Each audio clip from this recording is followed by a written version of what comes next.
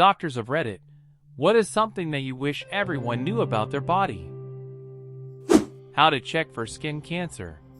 If you see any moles or anything that are asymmetrical, B border, odd borders, like they're jagged or something, C color, different colors, D diameter, grows, E evolve, well evolves, go get it checked out. It might be skin cancer. Ejaculating blood happens to most people at least once in their lives, and in 99% of cases it resolves without taking any action within a week. It doesn't even warrant a doctor visit. Peeing blood, for both sexes, is a serious medical emergency, and you should immediately go to the ER. People think it's the other way around. Wait, what? What's the reason behind that? Seriously, I need to know, because that sounds terrifying. Friable prostate tissue can also be due to infection or trauma to the prostate. If it recurs, and there is no resolution with antibiotics, they put you on finasteride to shrink the prostate and make the cells chill out. What the hell? Thanks for the new nightmare. Some things just don't belong in your rectum. Edit. Woke up to a whole lot of upvotes, goddamn. This is a first for me. So not sure what to do with it, but thanks for the platinum. And just to be clear, no, I'm not a doctor. Just a concerned citizen who's spent entirely too much time on the internet. End of thread. Good night, everybody. You often will feel normal even with high blood pressure. It's often found incidentally. So don't wait until it gives you symptoms you don't want to go through. Edit. To all those wondering how to figure out if it's asymptomatic, get checked at least once a year if you're over 35. Why? There's no other way. Edit 2. Thank you for the silver and gold kind strangers.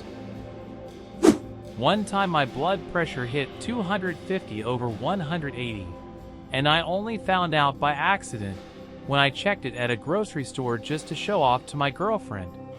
A pharmacist came over, checked me again, and told me to call an ambulance, or he'd do it himself. The scariest part? I actually felt fine. Sometimes I'd get ringing in my ears or a bit dizzy, but it always went away fast. When I got to the hospital, the nurse thought the machine was broken, so she checked my blood pressure manually. They admitted me immediately.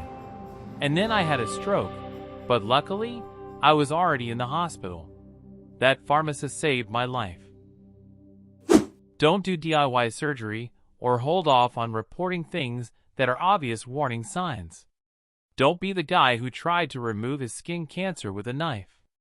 Doctors hate him. They really do. This is going to sound really basic, but I wish my patients would know what meds they're on when they come to the hospital.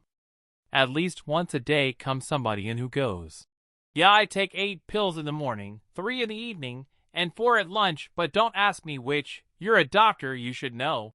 I beg of you, before going to a doctor that has never seen you before, write your meds, dosis, and all on a piece of paper.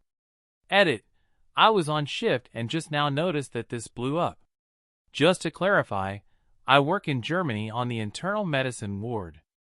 I can only see patients record if they were in my hospital or in the neighboring hospital. Otherwise, I have to call their family doc, who may or may not be at all times available. I mostly just send a family member home to bring the goodies bag so that we can go over them, but as you can imagine, that takes a lot of time. Thank you for the silvers. I shall treasure them forever. Vaginas are self-cleaning, and douching does more harm than good because it flushes out all the good bacteria that's meant to be there. Edit. I made this comment at 2 a.m. and my eyes skipped over the part where it says, "Doctors of Reddit." Oops. I'm not a doctor, just a person with a vagina who's tired of all the unhealthy vaginal misconceptions. Also, when you go to wash down there, use soap without fragrance and clean just the outside. Kinda similar to how full water changes on your aquarium remove most of the good nitrifying bacteria in there, and thus should be avoided. TIL, the vagina is basically an aquarium. And your replies just reminded me there is a whole section of Reddit that is extremely into aquariums. Bruh, there is a whole section of Reddit for just about anything. You need some kind of exercise. Doesn't matter how you feel right now, sitting for 12 to 16 hours a day will have negative consequences. I started a new job last November. Now I'm on my feet for at least 6 hours a day, and that's after spending years at a desk job. Since then, I dropped a couple of sizes. I did the same thing. I wasn't fat, but I was getting tubby and weak from working at a computer. My face was fat, even. Pay cut, on my feet 10 hours, do a lot of laboring here and there.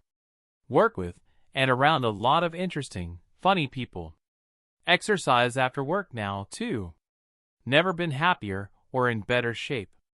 Nothing gets to me at the moment. I feel like being physically busy all the time has done something to my entire self. Where the orifice each gender urinates through really is. Antibiotics are not some magic cure for every pain in your body, nor for the flu or common cold.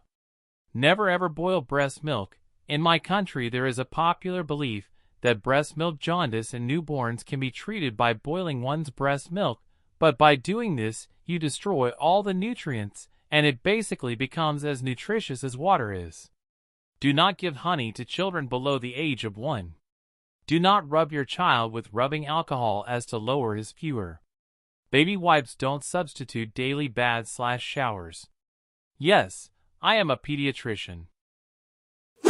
That the immune system is an incredibly complex and nuanced organization of cells that communicates readily to destroy anything deemed hostile within the body.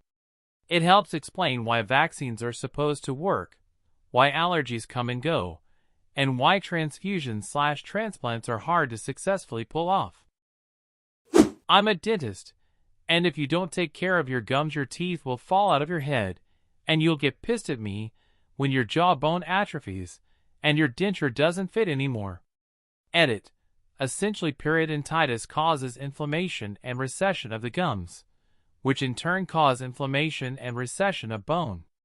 After that, teeth start getting mobile and falling out. Edit 2. I appreciate you all asking questions and trying to improve your oral health, but without doing an exam and x-rays, there's very little I can actually recommend other than using one of those new patient coupons you get from every dentist in the neighborhood to get checked out. Also, I love the Dentist RD0CT0RZ comments LMAO. I'll think about them when I do the 2 surgeries I have planned tomorrow. That they only have one and their behavior now, drinking, smoking, not taking medicines, or whatever, will impact their life quality and expectancy. Sounds logical, but very few patients really realize it. Yep. Even if you're handling it fine now doesn't mean you'll handle it forever. The amount of people in their 50s with liver cirrhosis is too damn high. Not only that, but you typically have years of slowly declining quality of life rather than just dropping dead instantly. So many people say, I'd rather just live the lifestyle I want. Eat/smoke/drink/abuse substances as I please, and die happy. Except you won't. You'll spend your 50s and 60s on dialysis, and waiting for a kidney or liver transplant, going to the doctor every other week, and taking a dozen different medications. Don't even think about going on vacation or watching your grandchildren graduate from high school. The last 10 years of your life are going to be horrible. Before you ruin your life with smoking or alcohol or bad diet, ask yourself how you feel about dying in a nursing home at 67. Your mental health is just as important as your physical health. And frankly, having suffered from anxiety and depression, if your mental health is bad, your physical health will suffer too. You don't have enough energy to prepare food, so you just eat junk. Getting up seems too hard, so you don't exercise. Making a doctor's appointment? Too anxiety-inducing, so you just don't go. Basic hygiene such as toothbrushing, decreases too, because what's the point? You get the idea.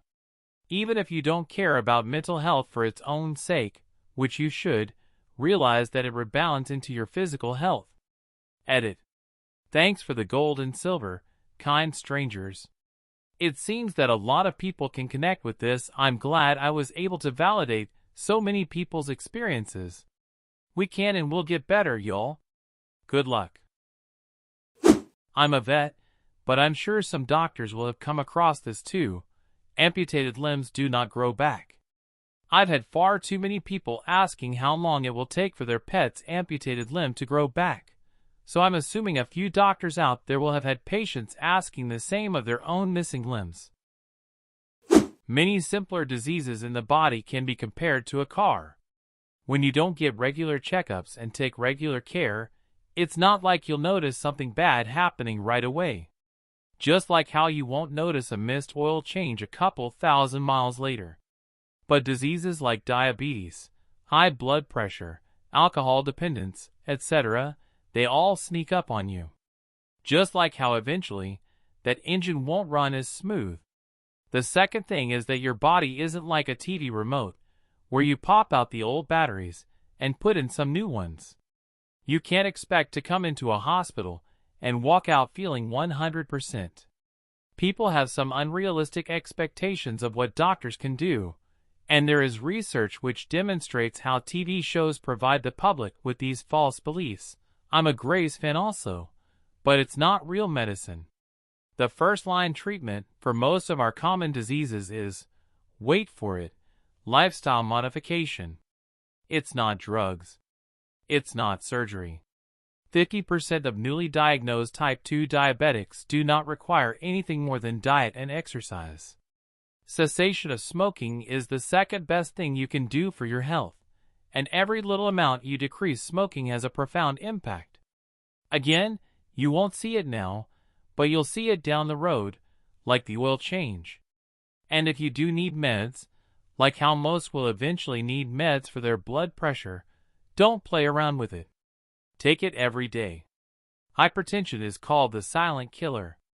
You can't really feel your blood pressure, but it's slowly damaging every artery and every organ in your body. And that comes down to the last point. Exercising is the key to a better life. If you put in the work, there is no upper limit. That's not an exaggeration, but the findings of a landmark paper that made news everywhere last October. Not exercising is worse than smoking, diabetes, or coronary artery disease. It is the single best thing you can do for a healthier life. Your health is a shared responsibility, and we're here to help. This may not be the flashiest Reddit comment, but this one may actually save your life. Edit. So I'm getting a lot of great questions on what are good exercises, and how long should you be exercising? This is probably the single most asked question I get from my parents, friends, and random strangers. Unfortunately, it's a bit complicated. I could go on quoting tons of papers from a variety of sources, but that would be difficulty to parse though. An exercise regimen should ideally be set by a medical professional specifically for you. It may vary based on your age, occupation, underlying health conditions, fitness goals, etc. I couldn't give a 60-year-old with COPD the same instructions as a 25-year-old. I don't want to say something in a Reddit comment that would end up hurting you or your loved one, so I won't go into specifics. The generic advice we give to our older patients is to walk at a brisk pace and not for a mild sweat. There is some evidence to show that even normal walking can significantly help improve your cardiac health. I'm only focusing on cardiovascular health here, and there are other things to consider with exercise. I don't want to sound annoying, but I really feel it's best you talk to your doctor about what else you can do to improve your health. We'd be glad to walk you through a plan made specifically for you. Also, regarding number of steps per day, the 10,000 steps number is unscientific and largely propagated by the pedometer making industry. First, it should be age adjusted. It also doesn't directly correlate with losing weight. However, personally, as someone approaching 30, I do like 10,000. It's a nice clean number, and I can make a game out of it for myself. It is important to note that this is not for everyone. My dad was diagnosed with diabetes a few months ago and was told to lose weight. Apparently his doctor was shocked when he came back for a follow-up visit 20 pounds lighter and on a diet. According to the doctor, almost nobody actually follows that advice. Man, if only I'd known this when I was younger. Once, when I was unemployed and super stressed, I got hooked on an online game called Tribal Wars. I was about to order a pizza and some lemonade, but when I checked the time, it was already 11 p.m., so I figured I'd just skip eating that day. At 6 in the morning, I decided to go to bed, but my heart was pounding like crazy. I could barely sleep. I woke up around 5 p.m., and when I tried to walk out of my room, I nearly passed out. My pulse was 160 beats per minute, and I could hardly breathe. An hour later, I was lying on the floor calling an ambulance. They checked me and found my heart rate was still dangerously high.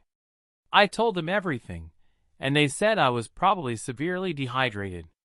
I spent the next 24 hours drinking water nonstop, and by the end of the day, I finally started peeing again, and my pulse went back to normal.